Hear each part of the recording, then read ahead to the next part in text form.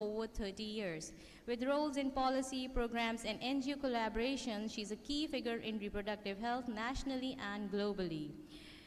Dr. Kazi will provide invaluable insights into the topic of our session, and drawing upon her extensive experience in this field, please, Madam, grace us with your presence on the stage as we eagerly anticipate your enriching contribution.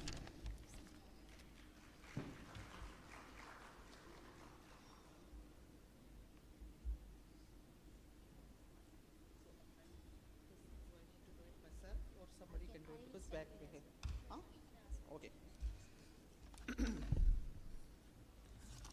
Thank you, Nida, and thanks to Szabist faculty, Shanaz, and everybody else, Amira and Nida, for making me a part of this conversation.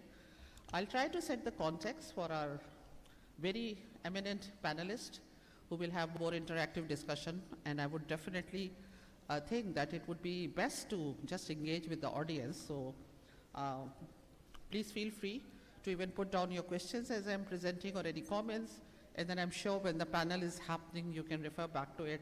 And if it is something that I need to respond, I'll be happy to. So can I have my first slide, please?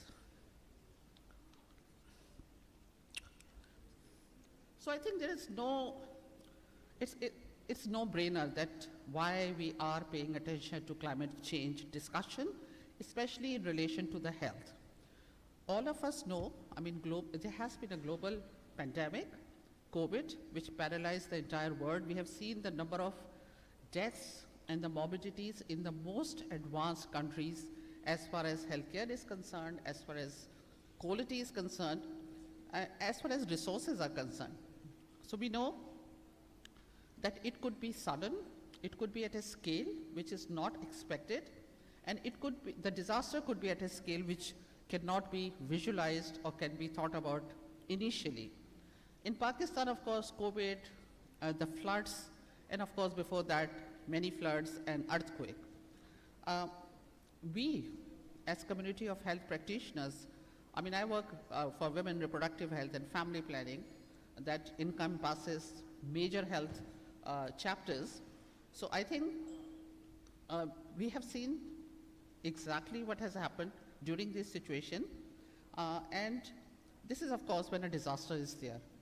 But even when the disaster is not at a scale, the kind of temperature, the climate changes we are observing in the entire world, for example, the extreme heat stress, the water scarcity, the foodborne diseases, allergies, the mental and the cardiopulmonary diseases, we know all of that has a very close link with the climate changes that we do not consider. I think when I was graduating as a medical doctor, this was not something that was taught to us, and this was not something that was considered as a baseline or as something that can impact the health. So, and like I've said, that the climate change, even the COVID was considered as a kind of a climate change impact, that virus has broken out, and the emergencies. What is required during these catastrophes, disasters, or even in a situation where there is a poverty, inequity, the communities, the women, the girls do not have access to quality healthcare under normal circumstances. So we know that maintaining whatever excess is there is extremely important. And then there are a few things, maybe family planning is not written here, and I'll talk about it during my presentation, but the few things like immunization and maternal health, which covers that, and of course providing all kind of healthcare services, which could be as primary as talking to the communities, involving them in this health mitigation, involving them in the health resilience system, to the actual care, and the hospitals to be equipped with that. So what is needed? I think the whole world came around, especially after the COVID, to come around and they start talking about the resilient health system, because everybody knew that we need to consider the resilience as a basic factor if we are thinking of health system improvement. And that is what has led to, can I have another slide? Yes. So sorry, this is very busy. but I'm sure Nida and all will share it with the people who are interested. I'll explain it in the slides. But this is a climate resilient health system framework of action. And this is by the WHO. A lot of work has gone. I was part of the exercise which was done by WHO in Pakistan. Several of us who worked on these health systems have been part of this discussion. This is a global framework, and it is on the 6 principles. And though it is not readable here, but it explains about the indicators, about the steps that needs to be taken, which I will be explaining in the later slides. Can we go to the next? So the 6, these are the 6 principles. Governance, I think this is for any health system. I mean, we are talking of the resilient health system, but if we want a responsive, effective, equitable, quality health system, then these are the principles that we need to follow. Governance, which includes the leadership, the oversight, the accountability, and taking a stock and a real-time monitoring. So this all come in the governance. And taking timely decisions. Financing. I think talking of the health budgets in the backdrop of health resilient system is going to be very important. So we actually did a kind of a costing exercise. What does it take to make a health resilient system? Of course, it needs additional resources. It needs a huge additional resources. But if there is a political commitment to it, the countries who are most vulnerable to weather changes and climate change, Pakistan is one of them, then the financing needs to be open to that kind of changes in the system. The workforce. We have traditional healthcare workforce. A traditional healthcare workforce is usually trained on, of course, the care and everything, but they need a special training how to be responsive, how to be, kind of vigilant about reaching out to the communities in time of need, and especially when the climate changes happen. And then, of course, it goes to some specific equipments and medicine. The information system, nothing can improve if we don't have a data around it. So the data, the information system is extremely important. Are we making the right decision? Is the needle moving? Are we able to make the change that we thought we'll be able to? And that is going to be hugely facilitated by a timely information system, the digital work that we all are doing. And then the health system delivery itself. And that needs to be looked at for a resilient health system. So overall, it's a huge topic, so I don't think so I'll do the justice in 10, 15 minutes, whatever has been allotted to me. But it's like 87 interventions or actions were identified for building a climate resilient health system. And then, of course, this grouped into 6 building blocks of the health system. And this is kind of a latest from the COP26, the conference on environment that happened in Dubai last year. So this is really the latest kind of agreement on a framework, the global agreement on a framework. So it's a global framework which the countries have agreed upon. Can I have next? Yeah. So coming to these building blocks, I've already spoken about it, but how do you unpack these building blocks? It could be adaptive, it could be iterative, it could be something that you can do at a country level. Okay, this is a global framework. This is how it works at a country level. For example, in Pakistan, health is a devolved subject. So I think every province has to make an intentional effort to include or expand their healthcare to be, resilient to the climate change. So evidence-based policy making. So in that, again, I'll look at the Szabist University, because how do we generate evidence? It is by the research. It is by looking at global evidence. It is by looking at local evidence. It is by engaging with the communities who have gone through it, the vulnerable groups. And then, of course, planning around it, not sitting in a closed room and just few experts think that they can do it. Go back to the communities who have gone through that. Ask them, because the community engagement is extremely necessary. The strategic planning, the collaboration, and with various stakeholders. And we can identify at each place who are these stakeholders who are most important for us.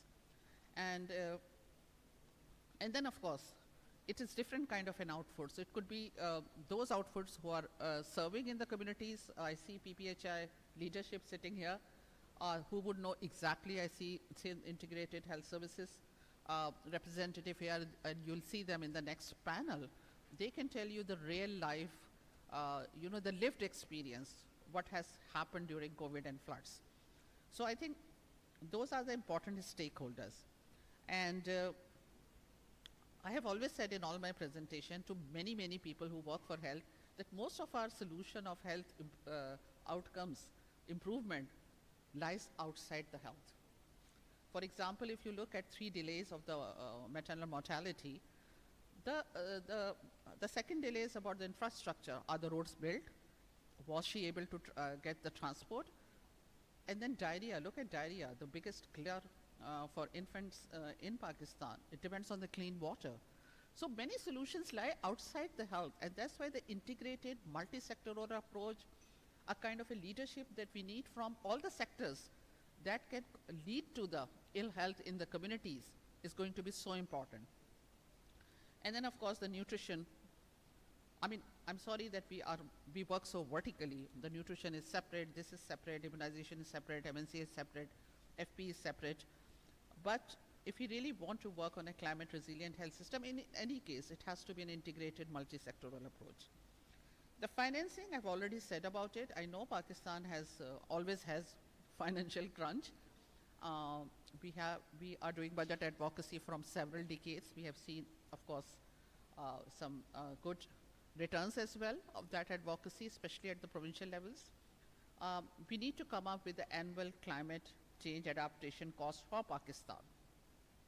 This is something that I'm talking to WHO. This was done, of course, at a global level, which was like, just to give you an example, the 70 billion are projected to reach at least 140 to 300 billion in 2030, the US dollar. So the negative effect, what people don't realize that if you don't take measures that can mitigate the risk of the impact, the bad impact that it can have, then you are spending more money in the health system. Your health systems are burdened. So it is much more to put money in the preventive measures than to do on the curative one. That's a simple message for every health issues, but definitely for this. And then of course the workforce. I already say our workforce is not trained. They are not, they are not aware. Of course they have learned by doing themselves how to meet and how to maintain the health system during disaster, but then how to make sure that it doesn't happen the next time. At least the scale should go down significantly. So I think we need a special training, a special sensitization, a special motivation to work for that. The formal education, the training and monitoring and all those opportunities should be given out to the first if you want to make a change. The next one, please. I think I'm with the, yeah, okay. So it's just, I'm just unpacking the 6 principles. So then of course equipment and medicine, which I will not go into detail, but if you're trying to improve a health infrastructure, that they are able to meet, during the health disaster, the vulnerable situation. And it's not that something has to happen. I know that, Madhya is here, they're working in, Pathfinder is working in, places like Thar, which has an emergency like every day. So, we have situations, we have communities who live in an emergency situation all the time. So I think keeping them in mind, what exactly would work to make, to improve their health outcomes would be something that would give a policy framework. Shanaz Waziri is here, who is our great champion. Minister Dr. Azra is very open to these kind of recommendation. I think I would really request Sindh government to set up a task force who can work around resilient health system. We can adopt this global framework and see how it could be done with costing, with additional financing, with the things that are needed. And of course work with the stakeholders that are involved in this kind of a situation. I've already talked about the information system, the data, and what is data telling us? Because we we are very fond of making dashboards, making this, making that, because everybody likes to play with technology, and it's as fancy as it is, they are very happy about it. Well, good, yes. It gives us the opportunity for the real-time monitoring. It gives the opportunity for really look at the situation from a lived experience, but are we using the data for our decision making? And that's an important, I think sometimes a very missing link, but this is going to be important. So yes, information technology needs to be updated, but so does people who are using the data needs to be kind of a more tuned to use this data for decision making. The health service delivery, I always say that access to healthcare is a basic human right, and access to quality healthcare is of course a basic human right as well. We lack in making this a universal health coverage in Pakistan and many places of the world where the resources are less and population is so huge. I'll come back to the population issues. In everything it is linked, that when you have more people in your country than the resources you have, that you will be running into a disaster-like situation almost every day, especially for the places who have less resources. So the equity issues means a lot. And I think a good exercise to really know which are the districts which are highly vulnerable, the mapping of the geographies, see who are the actors who could be involved there. Of course, the government system is uniform, but as I'm saying, the private sector, the NGOs, the communities, and the community women, I'll come back, I'll keep bringing women because I think they're the best informant and they're the least served in most of the cases. But engage with them, create a leadership within the community who can help you, because if you want to build a system in the community, it cannot be done without them. So I think health service delivery is something that we need to start looking at from a strategic planning exercise, bring it, and I'm sure the NGOs, the donors who are committed to Pakistan, who are funding several programs, would be very open. We have seen in the last ICPD, this was one of the hottest subject in the conference. I participated at least in 2-3 panels related to climate change. And of course, for us, it was SRHR and family planning. It was more specific because it is ICPD. This is more generic presentation. But I could not help myself, although I was given a generic title. Nida, can I have my next slide, please? But I couldn't help myself, and I was just telling Madam Shanaz, that I have completed a research with Dr. Zulfikar Bhutta as a lead. Our research is going to be published soon, and this is very, very country-based research, so hopefully it will provide a lot of information. Very high-level researchers are involved, and Dr. Bhutta so kindly always picks me, so he has given me the climate change and its impact on SRHR. It would be published soon, and then I will be able to share that literature with all of you. But this is something that's happening at every level, so the research at that level and everything. And it'll be great to know, and I'm very encouraged to see that Szabist has taken the kind of a lead to start discussion on this subject, and I think universities can always provide such a big kind of a evidence-based pool. So very quickly, this is a topic in itself. मैं इस पे सारा दिन बात कर सकती हूँ, मतलब ये इतना बड़ा topic है that, like I'm saying, I will not do the justice. This is my second last slide, so I'm just finishing it up. I know the time is precious and you would like to listen to the panelists. So this is like some are the direct impact and some are the indirect impact. So the direct impact, of course, the disruption in services, which is like we have seen happening.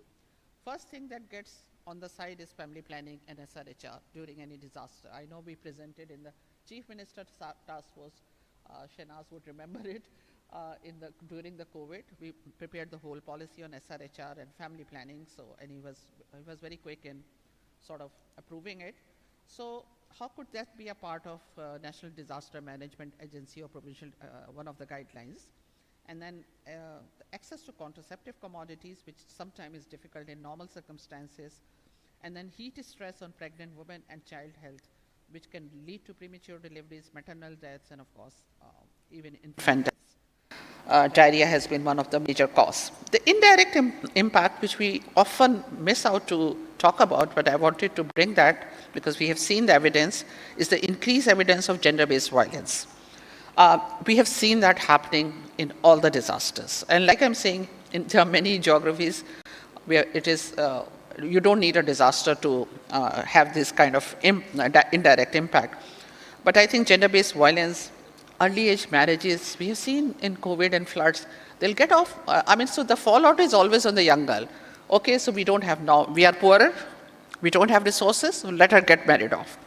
And then, of course, sexual violence, sex trafficking. We have seen that after the earthquake, how much sex trafficking happened when the kids were really exported. And financial difficulties, which is caused by, I've already said that, you invest in health in order to prevent the disaster. That is much more costly and act as barrier to accessing the SRH services. So in conclusion, it's very wordy, so I will not read it again. But the thing is that this should be a regular chapter in all our forums.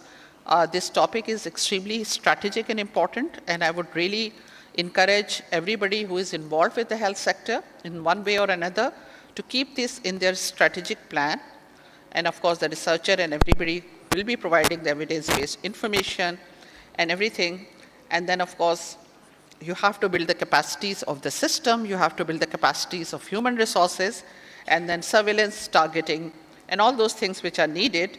And then how do we come up with the strategies that could be adaptive, that are well-financed, and that they are well-financed, well-resourced, and they are inclusive, and they include everybody who is impacted in this chain. Thank you so much.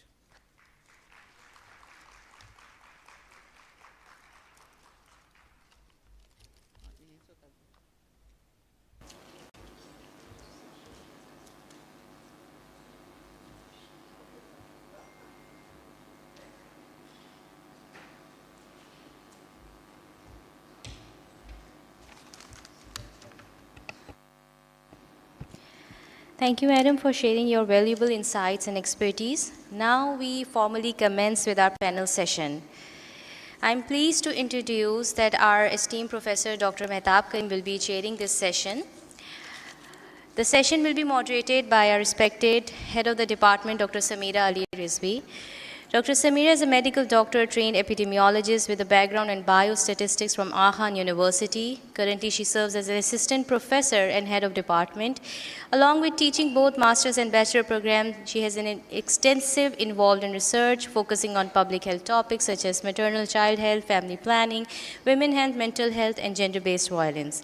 She has published extensively in national and international peer-reviewed journals. Dear Madam, please join us on stage to welcome our prestigious panelists.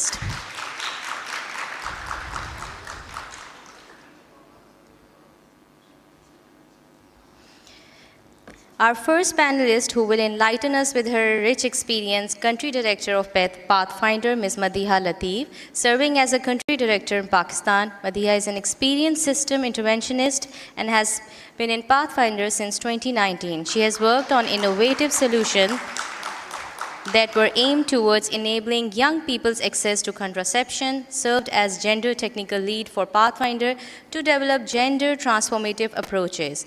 Over years, Madhi has led projects that take an intersectional lens to sexual and reproductive health and rights in gender. Madhi is credited with conceptualizing leading teams toward implementing innovative designs on climate change and SRHR intersection in Pakistan. She also successfully led upon multi-sectoral work on GBV response, that is gender-based response in Sindh, and institutionalized with partner organizations with very first multi-sectoral response. Let me introduce our second panelist, Mr. Riaz Hussain Rahujo, COO in PHI, working for accessible and quality healthcare in province of Sindh under public-private partnership, with government of Sindh managing more than 1,350 healthcare facilities for more than a decade. Earlier, he has served in government of Pakistan as a research officer in Ministry Planning, Development and Reforms, also development of Ministry of Interior. He has served in National Commission for Human Development. Recently, Mr. Rahujo has acquired MSPH degree at Szabist University, and we are proud that he has taken an outstanding performance with a silver medal. So I welcome you. Next, we have Mr. Askari Hassan. He has served as a manager for Takeda project, advancing the leadership of women. Okay. He serves as a manager for Takeda project advancing the leadership of women and girls towards better health and climate change resilience in Pakistan.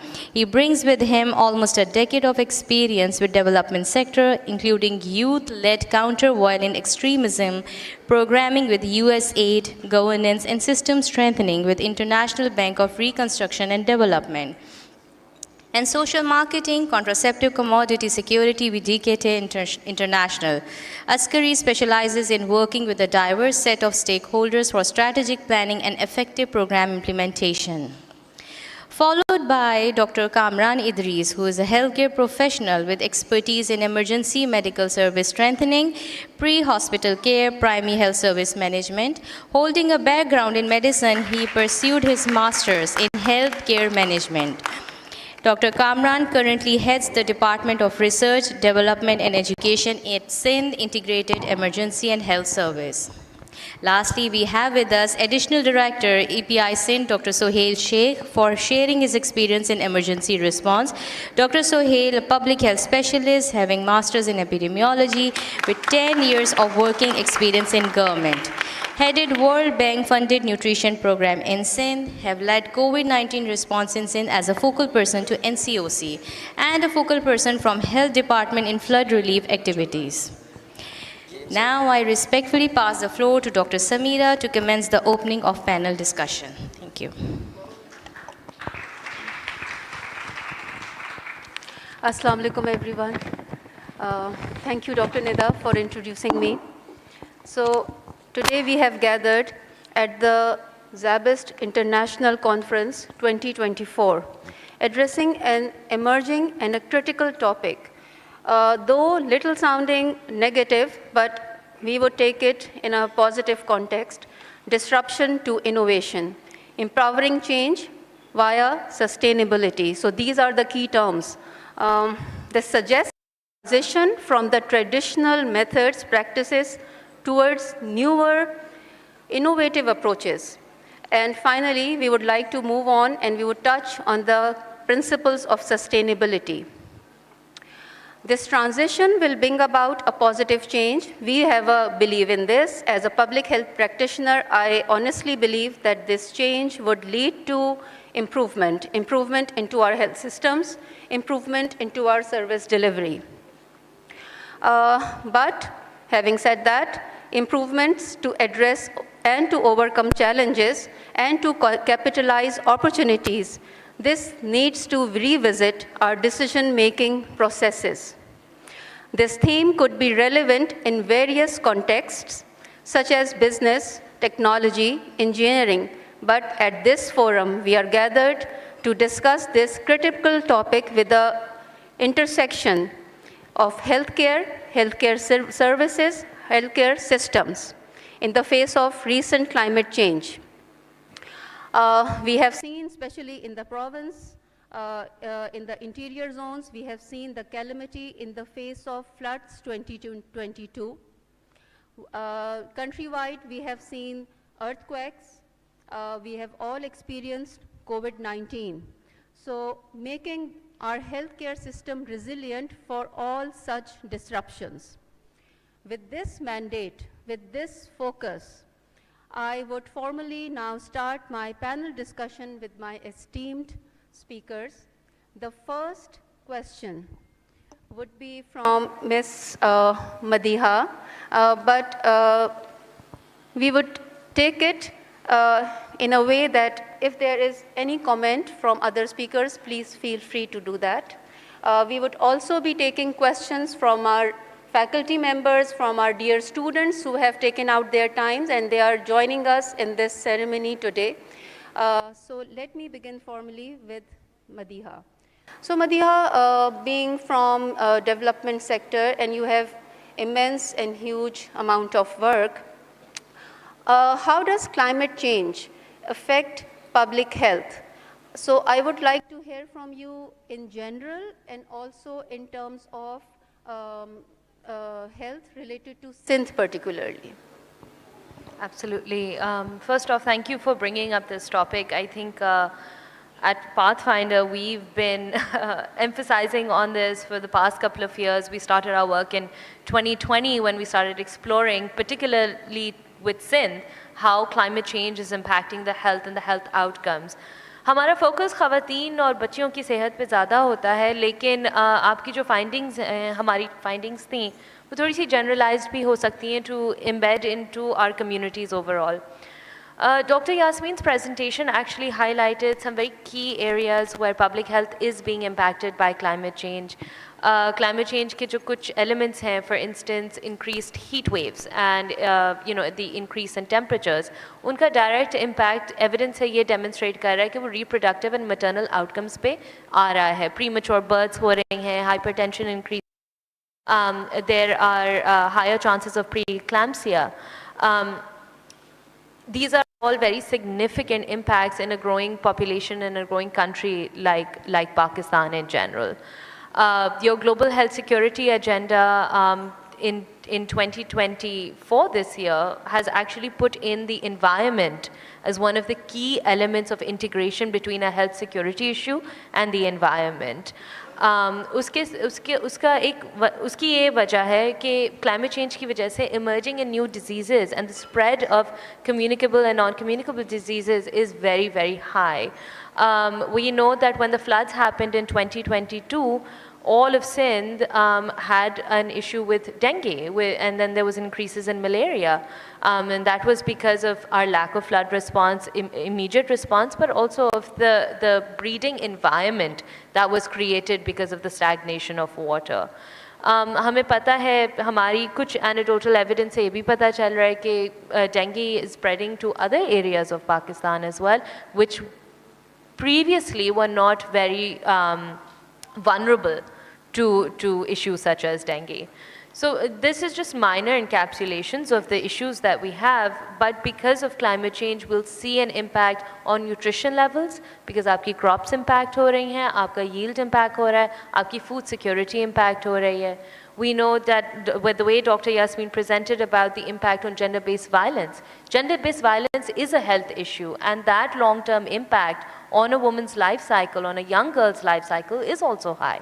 So there's so many intersections with public health and climate change that we could talk about it all day, but this is in general what we're seeing as we work in the communities. Sure. So Madiha has very clearly pointed out, she has, I think, not covered, she hasn't left any area, any subject that my students sitting here would be studying these during your MSPH or BSPH, infections, chronic diseases, maternal child health, nutrition, environment, everything is encapsulated.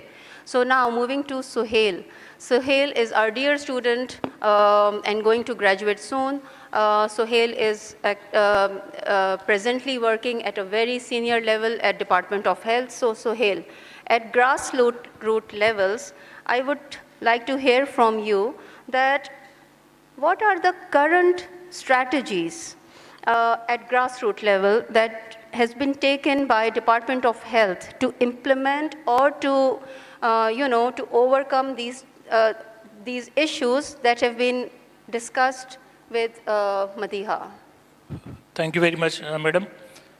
Keeping in view the series of questions, okay, I'll respond on these questions that national and at Sindh level, we have faced a lot of disasters and emergencies, and a bigger one was at the COVID-19. What we have learned, ma'am, that we have no basic data to respond to calamities and the emergency. And one of the lessons learned was that in COVID response, we had a very close friendship with the private partners, which was really missing in that area. So when we didn't know that where patient we can refer in the private sector or what is the caseloads in the private setup. So there was a great example of the public-private partnership in the COVID response, and we respond. And in another way, I take emergencies as an opportunity also to strengthen our systems and making the coordination more robust. Responding on that, Dr. Yasmin was also presenting that we have notified a Calamity and Emergency Response Task Force Secretariat, and that is actually the two-level tier. at the policy level and the operational level. At the policy level, that is headed by our worthy Minister of Health, Dr. Azra Fazal Pechuho, and the operation level matters seen, that is headed by the Director General Health Services. And then secondly, it comes under the director level at the division level and then the districts level. So we have already identified the rapid response teams in every district, and that number is the thousands and the lakhs. So that is on board, and we can utilize them in any case of the emergency when it happens. We have their contact number, we have their addresses. You have seen any also, after that COVID, we have utilized that force in the flood response activities. We have established different camps in the district level, at the UC's level, and utilizing the integrated service delivery mechanism through ambulances. So we utilize all those task force, which was field workers and response teams, which we utilize in the COVID-19. So we have established a streamlined system from higher level to the field level. So we have a lot, and now what we are doing, we are engaging also the academia with different discussions with the academia that their students, we properly engage in our system. What we have observed that at academic level, most of the students really don't know that what government is doing. Sorry to interrupt, but I'll come to students' part later. Okay, okay. Since you have touched on a very important, thank you. Point about public-private partnership. Now, as soon as we talk about public-private partnership, PPHI comes to our mind, and we have Riaz Rahujo Sahab, another very talented and skilled student of our MSPH program. So, Riaz, so hello ने आपके लिए एक सवाल मेरे जहन में डाला है. So, मुझे प्लीज़ थोड़ा सा ये help करिएगा समझने में that along with DOH, how did you operate as a private partner during floods, during earthquakes, or not only in Sindh, in other parts of Pakistan also, because earthquake हम सिंध के बाहर देख रहे हैं, floods हमने यहाँ पे देखे. वल्नरेबल पॉपुलेशन को कैसे एड्रेस किया गया, थोड़ा सा हाईलाइट करिएगा, और इस तरह से भी कि हमारा स्टूडेंट भी समझ सके इसको. Thank you so much ma'am. Thank you doctor Sohail. Public private partnership एक सॉर्ट ऑफ आप समझ लें कि 15 से 20 साल पुराना एक कंसेप्ट है और इम्प्लीमेंट हुआ है PPHI सिंध के through. Earlier it was PPHI as a whole in Pakistan, then after 18th amendment, PPHI Sindh was, separated from other PPHIs, Balochistan and Gilgit-Baltistan or Kashmir. So PPHI Sindh had MOU with the government of Sindh in 2013. Then MOUs are being renewed. We are at present we are managing 1,368 health facilities all across Sindh.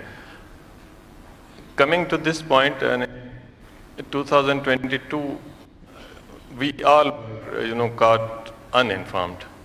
Before few months, and a very few months, Madhya is sitting next to me. She came to our office and she wanted to have an MOU with us, and she gave a very, very detailed presentation. And literally, I was laughing at myself and Madhya. What is she actually talking about? So, because we hadn't had such kind of catastrophe which happened in 2022. After with 2 to 3 months, this happened. It was rain and raining and raining and raining and raining, and we were waiting. We are all waiting. I tell you, this 2022 was different from earlier floods in a way that earlier, floods were basically specific to the Indus River. And this time it was not only Indus, it was everywhere. Indus was, everywhere. It was rain. And this was rain emergency. There was a flash flood. So in this situation, everyone, a Kacha area, Pakka area, we call Kacha area, the area which is, located near the Indus River. But in this situation, शहरों में, देहातों में, हर जगह पानी, पानी, पानी, and we were waiting what to do. what we have to do. And we were all, uninformed. मैं थोड़ा सा इसको भी आपको बता दूं कि अगर कराची के कंटेक्स्ट में देखें तो आपको शायद इतना समझ में ना आए, लेकिन अगर इंटीरियर के पर्सपेक्टिव से बताऊं तो इंटीरियर से बेसिकली एग्रेरियन सोसाइटी, तो उनकी जो डिपेंडेंस है वो दो चीज़ों पे है। नंबर वन क्रॉप्स पे जो यील्ड आती है उनके पास 6 महीनों के बाद, और उसके नंबर 2 लाइव स्टॉक। अब रेन ने इमीडिएट जो इफेक्ट किया वो हेल्थ का नहीं था, उनकी पूरी इकोनॉमिक लाइफ को तबाह किया। जो क्रॉप्स ज़मीन पे खड़े थे ख़त्म, जो लाइव स्टॉक था अब उनको चारा चाहिए, घास चाहिए, वो ख़त्म, मर रहे थे रोज़ रोज़। और अगर मैं कोट करूं सीएम साहब को तो उन्होंने ये डेटा भी सजेस्ट कर रही है कि सिंध में अराउंड 88 लाख के करीब जो है ना घर हैं, और उसमें 30% घर थे। तो ऑल द जो कच्चे घर थे वो सारे they were destroyed, were on road.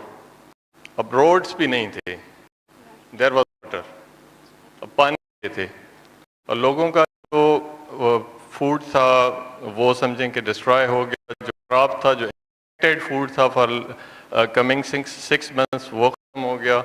लोगों के लाइव स्टॉक्स हो गए। अब लोग जो है इम्यूनिटी कंप्रोमाइज्ड, स्ट्रेसफुल, बेघर लोग बैठे हैं कि अब इंतजार करें कि there will be a response.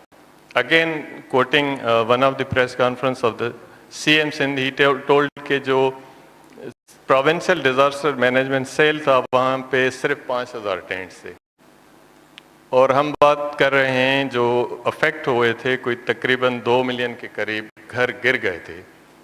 मैं सिर्फ पीपीएसआई की बात करूं कि हमारी जो हेल्थ फैसिलिटीज़ हैं 1368, उसमें से हर हेल्थ फैसिलिटी अफेक्ट हुई थी इन वन और दी अदर वे, लेकिन जो पार्शली डैमेज हुई थी तकरीबन 400 प्लस थी, और जो कम्प्लीटली गिर गई थी हेल्थ फैसिलिटी वो भी 121 थी। तो सिचुएशन ये थी। अब ये फ्लड जैसे ही ख़त्म हुआ तो देन के हेल्थ इमरजेंसी सिमल्टेनियस भी थी और फ्लड के ख़त्म होने से भी आई। तो आपके क्वेश्चन पे मैं आ जाता हूँ कि not successful enough to control the damage, but we were successful enough to mitigate the damage. We established camps, we established camps, we went to every village, every area to provide some of the relief, medical relief to the communities. So this was the situation, and we established more than 7,000 camps in the village, more than 7,000 camps, and millions of people were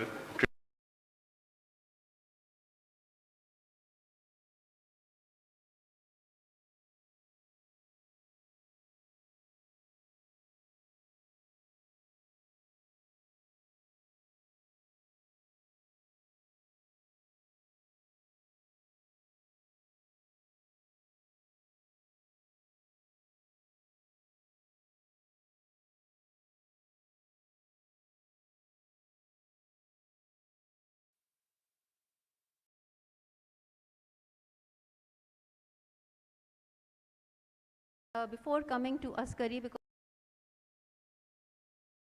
for you, but I will move right now to Kamran. Dr. Kamran is from Sindh Integrated Health Services, running the man behind 1122 services. You must have seen that ambulance, a very high-tech kind of an ambulance service that's being run in Karachi and Sindh.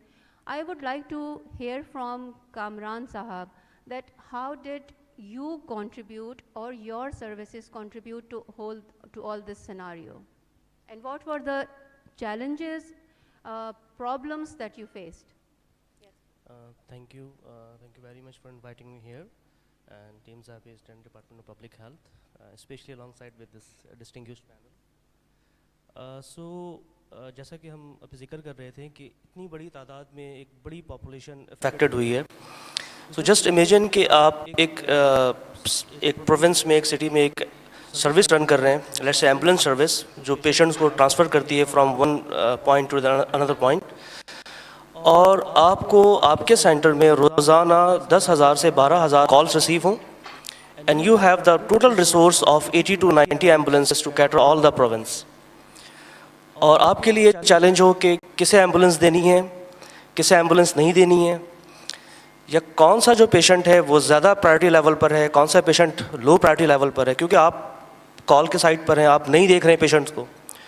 Number 2, बहुत से ऐसे patients हैं जो जिनको transfer की need नहीं है, they are just calling. सो फिर टेक्नोलॉजी का जो इशू है कि बहुत सारे ग्रे एरिया जो उस वक्त डेवलप हुए, पहले ग्रे एरियाज़ नहीं थे, कि वो किस तरह से किसी भी हायर सेंटर ऑफ केयर्स को एक्सेस करेंगे. डाटा की अनअवेलेबिलिटी है, एकदम से जो सारी चीज़ें आई हैं. सो वहाँ SIHs ने किस तरह से रिस्पॉन्स किया है. So we came up with a very innovative idea. We introduce online triage system.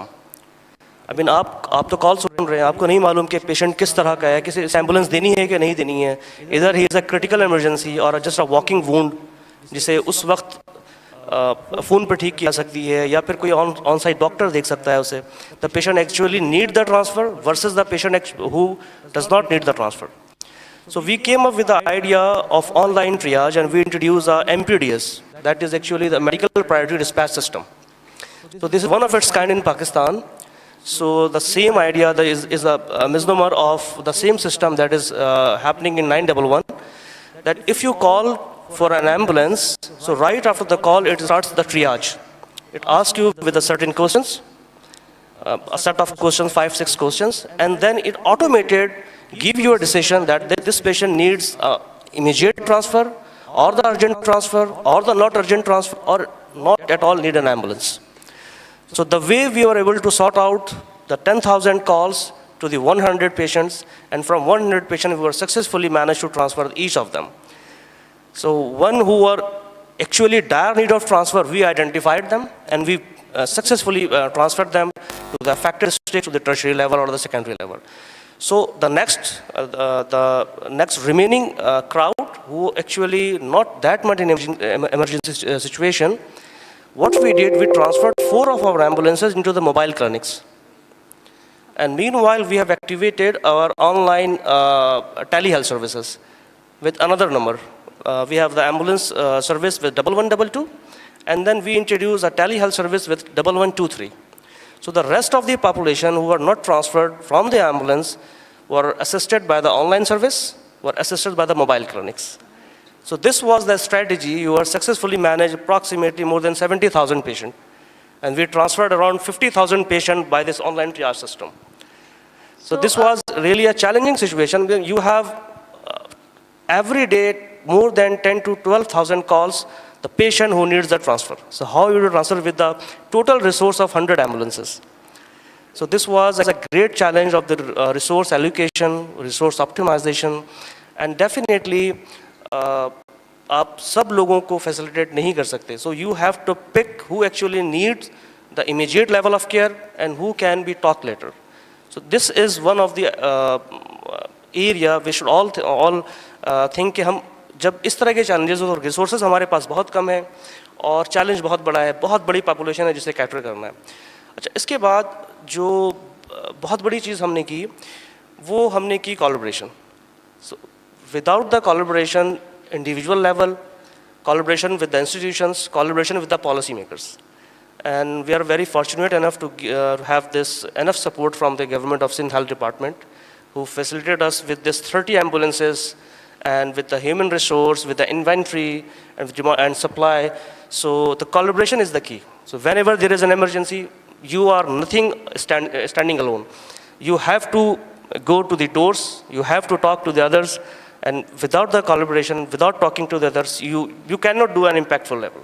Yes. Correct. So on this note, we have DOH, we have PPHI, we have 1122.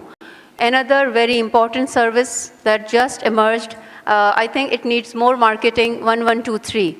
Yes. So we have telemedicine. Yes. This is all technology, basically. So now I'm moving to Askari. Askari has been kind enough. He has been working with us since last 1 year. We produced prototypes with the help of Pathfinder.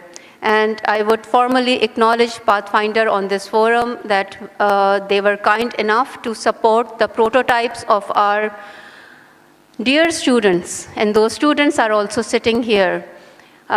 This is a proud moment for me to introduce that my students, bachelor students, ma'am, just to note that these are my young bachelor students who, with the help of Pathfinder, along with my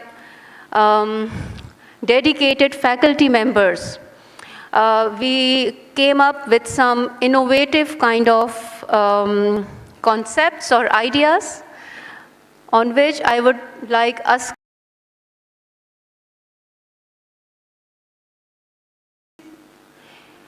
let us know that how innovation at a very nominal level can sometimes produce change, because the title of this bigger conference today is Disruption to Innovation.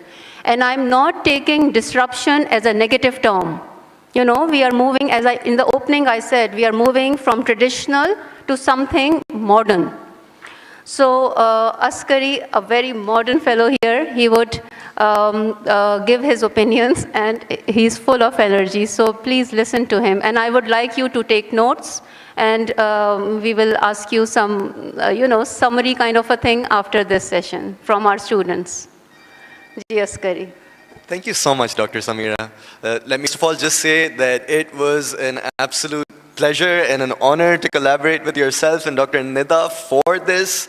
I want to acknowledge Madiha for conceptualizing this component of the program and then encouraging us to work towards it as well. It was just such a pleasure to work with the students firsthand. Right, so the question was about innovation and about prototypes.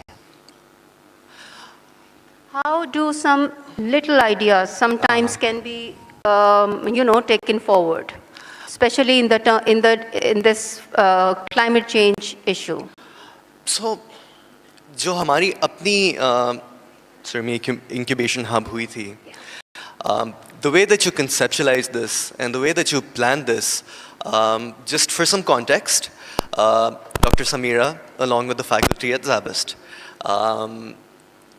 put together a short course for students across various disciplines.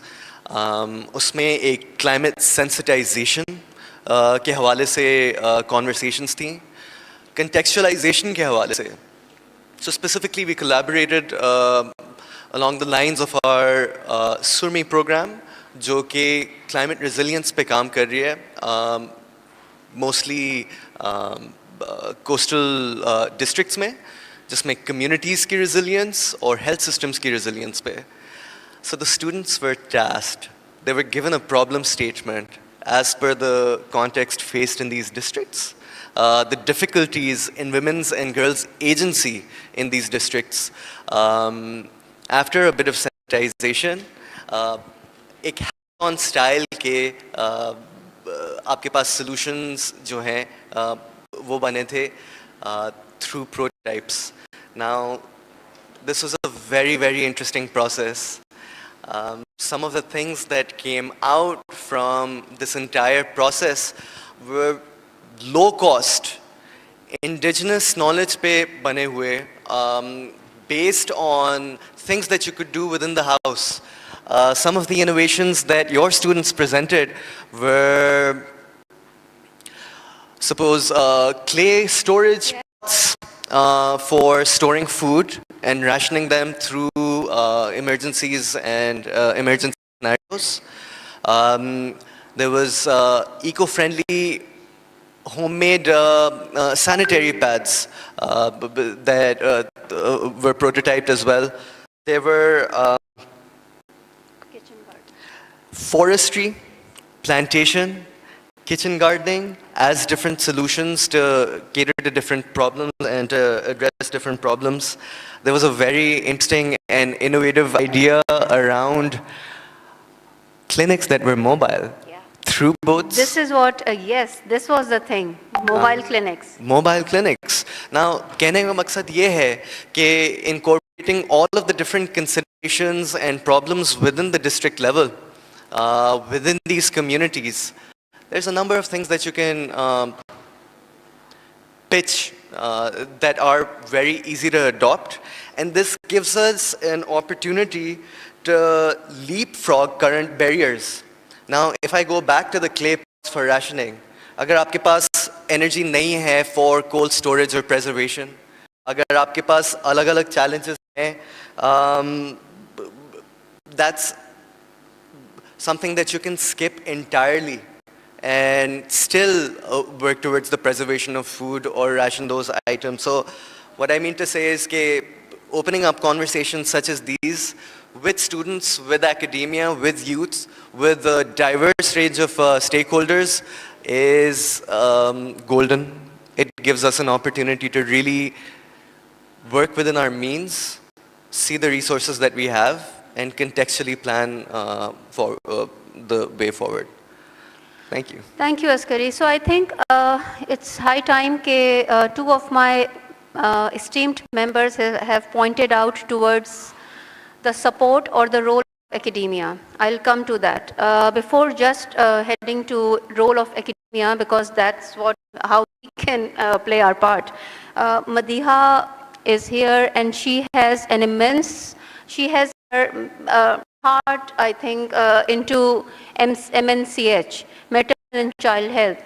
This is the vulnerable population, and Askari just pointed about some prototypes that were innovative and they were focusing basically on women and children.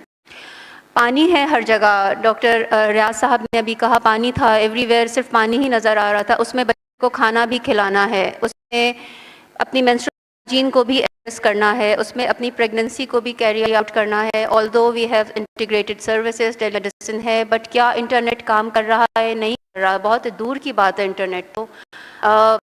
हाँ, वहाँ पे बिजली भी है या नहीं है. So please ground realities को समझिए और उसके ऊपर मेरा मदीहा से just kind of a concluding remark from her because we are running short of time also. Madiha, बच्चे और माएँ, उनके लिए PPHI भी था, आप भी थे, DOH भी था, सर्विसेज भी थी. बहुत एक दो पॉइंटर्स अगर मैं आपसे पूछूं कि हमारी लर्निंग और आगे मूविंग फॉरवर्ड कि अगर नेक्स्ट टाइम ऐसा खुदा ना खास्ता होता है, so what would be our steps? So one of the key learnings for us in partnership with PPHI and other departments जो services दे रहे थे, हमने भी mobile camps किए थे during the floods. And we know that there were more than 650,000 women that were pregnant and expecting to deliver by September while we were responding to the floods. And as civil society, one of the drawbacks that I think we contributed to was that we lacked our own integration and coordination with the services that we were dispensing. So one of the key learnings for me is how can we work with our partners, our civil society partners in situations as emergencies to ensure that we are increasing our impact and coverage of the services that we are providing. And those services that we are providing need to be need-based. सबने needs assessment की थी, menstrual kits गए थे, ये क्या था, वो क्या था. But a pregnant woman doesn't necessarily need a menstrual kit. What she needs is an emergency delivery kit. What she needs is a medication that will support her nutrition, her capacity to lactate. Because when she has that child, the first and most important thing for that child would be, her ability to feed. And our emergency kits did not factor those in. Another very key vulnerability of pregnant women, lactating women, is urinary tract infections and other reproductive tract infections. Uski medications humne dispense nahi ki thi.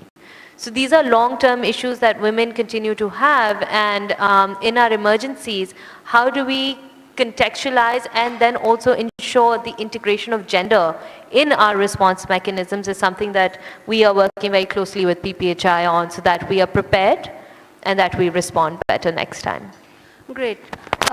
We have 2 pointers, some learning points, some key learning points. बातें तो बहुत होती हैं, लेकिन there should be कुछ take home message तो हो हमारे पास. तो वो mothers who are about to deliver, वो खाएंगी नहीं तो बेबी को कैसे नरिश करेंगी. So I hope you understand this phenomena. It's a vicious cycle that goes on and on. Floods हो, earthquake हो, कोई और disaster हो, these are the things that need to be kept in mind. I have two speakers who have been my student and time and again आप लोग point out करना चाह रहे हैं. इससे पहले वाला जो हमारा पैनल डिस्कशन था उसमें भी एक पॉइंट आया था एविडेंस बेस्ड प्रैक्टिसेस.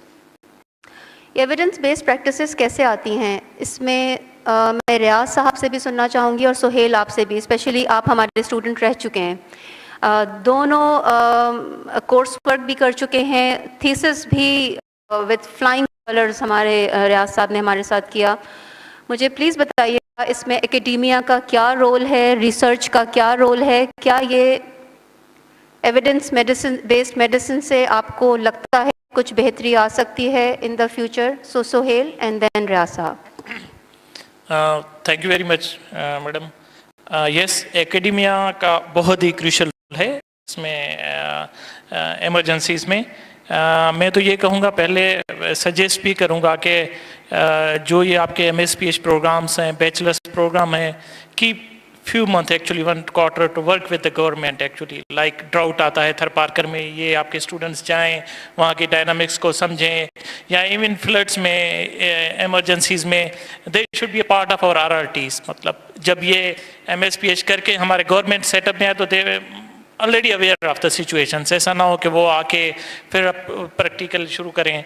तो एकेडेमिया का बहुत इंपॉर्टेंट रोल है और we collaborate with academia in flood and COVID situations के, जिसमें हमारी 9.3 मिलियन पॉपुलेशन के फ्लड में अफेक्ट हुई, जिसमें से रियाज ने भी बताया कि 35,000 हमने कैंप्स इस्टेब्लिश की थी. 1,45,000 HR स्किल डॉक्टर्स हमारे पास मौजूद थे और इसमें से 5 million people we entertain with the different scenarios, medical checkups, और उसमें हवाले से 1.6 मिलियन चिल्ड्रेन को वी रूटीन इम्यूनाइजेशन में हमने उनको किया.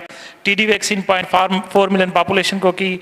और in response to I must share के उस रिस्पांस के हवाले से, in response government of Sindh ने मोर देन $500 मिलियन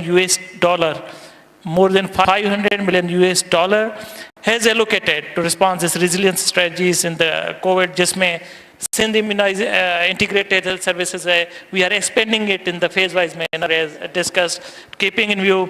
एक हमने Sindh human investment capital investment project 1000 days शुरू किया है, जो कि रिहेबिलिटेशन एक्टिविटीज़ जो फ्लड में हुई हैं उसको करेंगे. दूसरा Sindh health support programme, that the national health support programme, we in Sindh we call it Sindh health support programme. This is basically the universal health coverage, catering the full package of the primary health care services in the so government is very much on it and starting the rehabilitation activities, and academia is playing a very critical role. So madam, lastly I would draw out the 4 key points which is a lesson learned and evidence based from all the emergencies. One is public private partnership coordination. Government alone cannot do anything.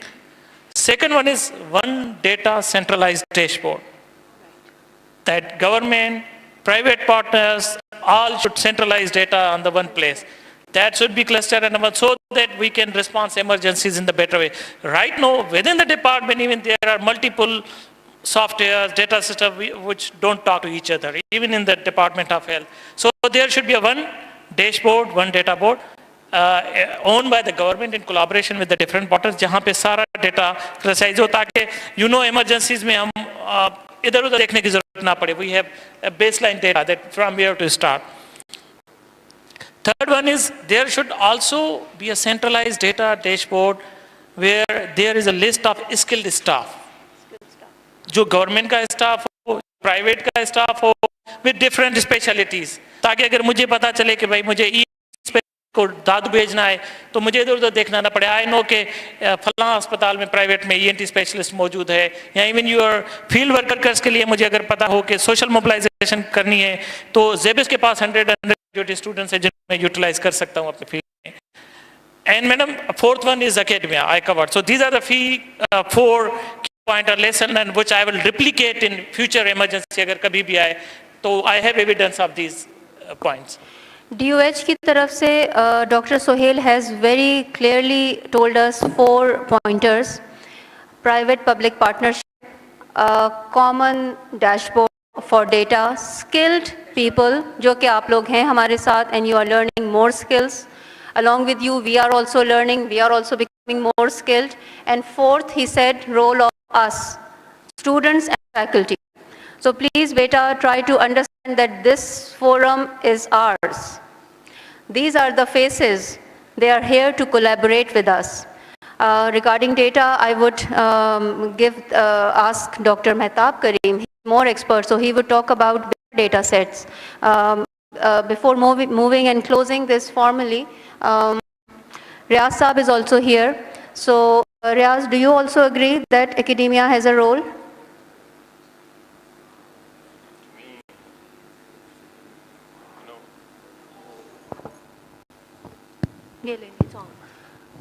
To me, academia has the role only, right? Because we are working. DOH is here since inception of Pakistan. PPHI, all other partners, they are working. But what the academia is doing, if you remember, my thesis was, comparative analysis between public managed and the privately managed, public-private partnership managed health facilities. That was just a simple, limited scope thesis for a student. But coming to this flood, was it only the rain which affected? Was it the infrastructure which affected the people? Was it the poor governance which affected the people? Was it the unpreparedness of the healthcare system which affected the people? Who will tell us? I will be promoting, I will be advocating that it was PPHI which did this and that. Pathfinder will also be promoted, advocating their strategies. Department of Health will also be advocating and making the policies. But who will tell what was that? What were the actual causes and what are the recommendations for the future? So academia has a role. I being the student, always felt, and I have been a student twice after 25 years. Initially, I was a student in 1998 and 2000. I did my master's in economics, and then in 22-23 in public health. So with one full generation gap, I was the class fellow of a person who actually actually came into this world when I was doing masters initially. So first masters. So there was a difference. Everybody is sitting here. I have very much respect to you, Dr. Mehtab Karim Saab. System has changed. We have forgot critical thinking. And there are so many innovations. We were very much comfortable doing masters in Szabist because we were given ready-made presentations, and we had notes, we had computer technology. Initially, we were, very vigilant to always sit and listen carefully what the teacher is saying and take notes and share notes. And those who were, bright students always hidden their notes so they could top. So basically, but teachers always, encourage students to think differently, to dig down, deep down. And students always, because a student is in learning phase, they have their own ideas. They are living in some different world. They have the, they have to enter and see what the actual real world is, because they are protected people. But with the passage of time, they are just after after getting the numbers, select a topic which is very easy, where you can select the data easily and go for it and do the masters. And take GPA 4, that's it. My point, I'm very much clear, still I am clear that if you go after the education, if you are going after the learning, you will get the CGPA. CGPA will come, always come. So for academia, my request is to encourage students to speak out what they are thinking. They have to, because even if they detract from what the actual topic is, you can always keep, आप उनको लेके आ सकती हैं कि track क्या है, लेकिन उनको बोलने दें, they must filter out what is in their mind. Plus, there are so many researches, there are so many researches. For my research, Dr. Mehtab Karim had guided me.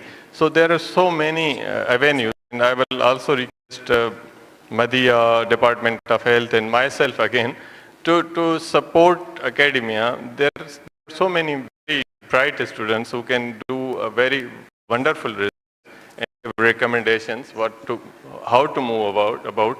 Because without research, without innovation, without changing ourselves, nothing can improve. Pakistan is, they say Pakistan is not a poor country, it is basically poorly managed, but who will prove? That is the academia, that is the students. So this is Very my rightly side. said. We are poor, but we are, on the top of it, we are poorly managed. And this is something, it's a point of concern. सोचिएगा इस बारे में, इस sentence को लिखिए और इस बारे में सोचिएगा. We are poor, on the top of it, we are poorly managed. That's even worse. With this, I think I close my discussion and give the mic to Dr. Nida Shoaib. Thank you, Dr. Samira. Thank you, my esteemed panelists, for this fruitful discussion. Now the session will be concluded by Professor Dr. Mehtab Karim. I humbly request you, sir, please join us on the stage and conclude the session. Dr. Mehtab Karim is a distinguished demographer, currently serving as a professor at Szabist University in Public Health Department, holds an esteemed position, distinguished senior fellow at George Mason University School of Public Policy in USA. He has immense experience, co-authored 3 books and 60 articles on population health development in Pakistan. There is a lot more for him to bring his to introduction, but because shortage of time, sir, please kindly join us and end the session.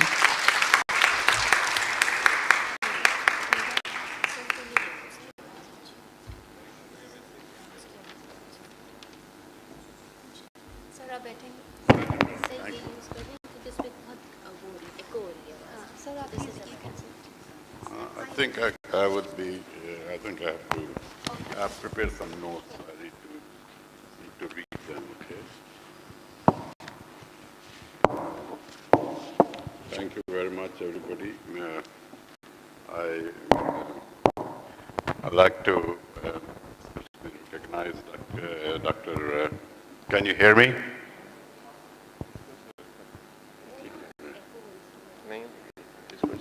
Which one is better? This one. Okay, great. I'd like to recognize Dr. Kashif Ali, Dean of Life Sciences at Szabist. Dr. Yasmin Ali, thank you very much for start the ball rolling.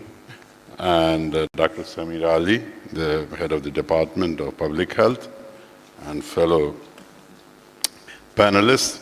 They actually told you everything which I wanted to say.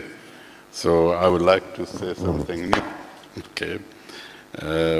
Of course, we all know that climate change has tremendous impact on our day-to-day life in general and our human health in particular. And so there are many issues one can go on talking about it, as Dr. Yasmin had mentioned. But one thing which is, I'd like to bring it at the outset, that human activity has warmed the planet by about or more than 1 centigrade, as we have, most of us know about it, which has caused unpredictable changes in the Earth's climate.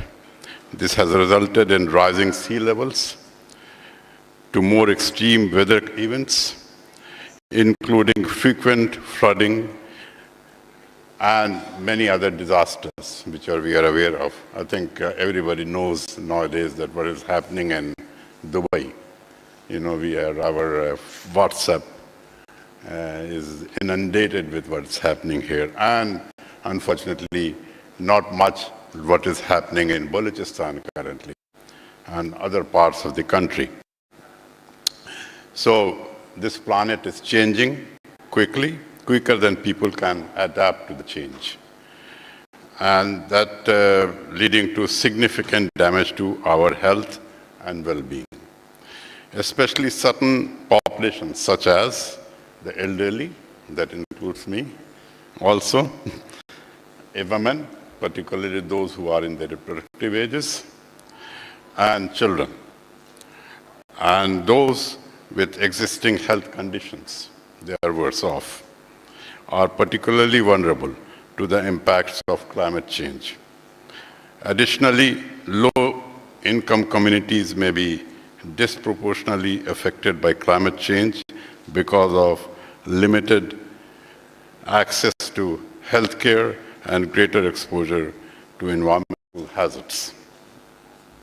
A report prepared in 2022, just about 2 years ago, by the United Nations Intergovernmental Panel, which means several countries participated in that. It was on climate change, noted that despite these devastating consequences, I think I need to wear my glasses. Sorry about that. I thought that I'm still young, but not anymore. There remain multiple feasible and effective options to human-caused climate change. The report calls for the mainstreaming of health into food and infrastructure, social protection, and water policies, including strengthening public health programs, increasing health systems resilience, reducing exposure of water and sanitation systems to flooding, improving surveillance and early warning systems. What is required is significant commitments from all the government departments within each country, the civil society, and the private sector to reverse effects of climate change on human health. Okay. Therefore, there is an urgent need to develop climate resilience health system, which cannot be overstated. Therefore, I'd like to address a few or give few suggestions which are not exactly mine, but coming from the literature. Maybe I have added some into it. Number one, preparedness and response plans. Healthcare system must forge robust climate adaptation plans. These plans should incorporate early warning system for extreme weather events, for the fortification of health facilities to withstand climate pressure, and the enhancement of disease surveillance and response mechanism. Number two, vulnerability and adoption assessment. Identifying and preparing for changing health risks is essential. Vulnerability and adoption assessments help identify the extent and magnitude of likely health risks due to climate change and suggest priority policies and programs to mitigate these risks. These assessments serve as a baseline analysis against which changes in disease risks and protective measures can be monitored. Number three, redesigning health infrastructure. Critical healthcare structure must be designed and constructed to withstand the rigors of extreme weather events. Health facilities should maintain their functionality during power failures or outages, and especially flooding. The presence of backup energy sources and the integration of climate resilient designs are most vital. Number 4, safeguarding healthcare workers. Healthcare professionals play a central role in responding to climate-related disasters. Consequently, their protection is of paramount importance. This entails the provision of specialized training for disaster response, ensuring access to protecting equipment and cultivating a supportive working environment. Number 5, risk communication. Effective public health campaigns must be deployed to articulate the health risks associated with climate change, raising public awareness regarding the perils of health stress, air pollution, and the importance of vaccination can significantly reduce climate-related health issues. Number 6, reinforcing primary health care. The strengthening of primary health care services offers communities access to preventive and routine care. A well-functioning primary care system is instrumental in alleviating the burden on hospitals during climate-related healthcare crisis. Number 7, collaboration. Collaboration across international healthcare organizations, governments, and the private sector is indisputable for tackling the multifaceted challenges posed by climate change. The sharing of knowledge and resources between these stakeholders can facilitate more effective responses. And then lastly, number 8, technology, which plays an important role in crafting climate-resilient health systems. Innovations such as telemedicine and health informatics hold transformative potentials. Telehealth can offer remote healthcare access during extreme events, while health informatics can predict and monitor the outbreaks of diseases. So what are the way we can chart the courses ahead? The inexorable burden of climate change on healthcare systems underscores the urgent necessity for building climate-resilient health systems. This is not a matter of luxury, but a compelling requirement. Governments, healthcare providers, and